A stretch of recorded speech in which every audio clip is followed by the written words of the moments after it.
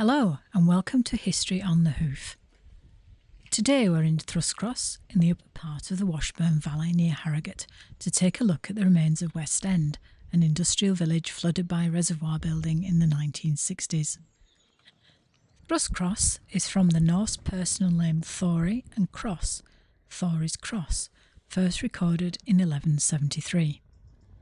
The village of West End grew up between the late 18th and early 19th centuries, where the River Washburn and Capelshaw Beck meet. Its existence entirely reliant on the 4 spinning mills built in the valley. Prior to this, there was only a corn mill and chapel of ease in the valley, with a few scattered farms.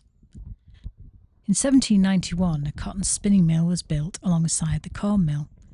The corn mill was demolished in 1800, the wheel not powerful enough to drive machinery.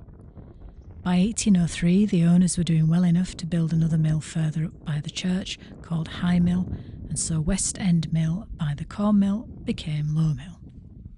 Unfortunately for us, the water this year didn't get low enough to show the remains of West End or Low Mill and its arch bridge as it did in 1995, but you can see the old road leading down to the mill and centre of the village of West End. Down in the bottom, we come across the remains of Gibb House, always a farm and occupied in 1921 by Albert Foster and his 2 daughters. From this point you can see the remains of the church across Capelshaw Beck and High Mill. Crossing the little bridge we can take a look at the church. Thori's cross might well have been on this site, but we don't know for definite.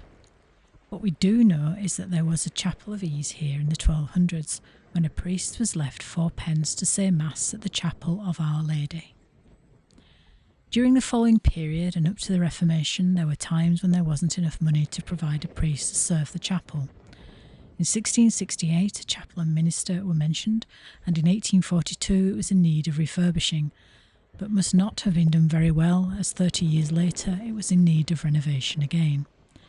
It was said that the Reverend George Hales, vicar of Burstwith, was fishing nearby and, seeing the state of things, offered to restore it, which was agreed by the vicar of Fewston. This was done, a graveyard added, and it became a parish church. When it was decided the valley would be flooded for water for Leeds, the churchyard was emptied and the bodies, along with at least some of the headstones, were reinterred on the Greenhow Road, high above the valley. It is perhaps fitting that the cross set up in this lonely acre was made of old church timbers. The church itself was left upright until the test flood, then pulled down after they drained off the water, some stone taken to be used in the church at Blubberhouse further down the valley. As you can see, much was left behind.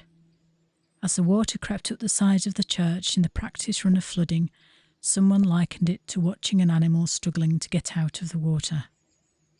At the time it was said a new church, a replica, would be built, but instead a modern edifice was erected on the road above, which roused strong feeling.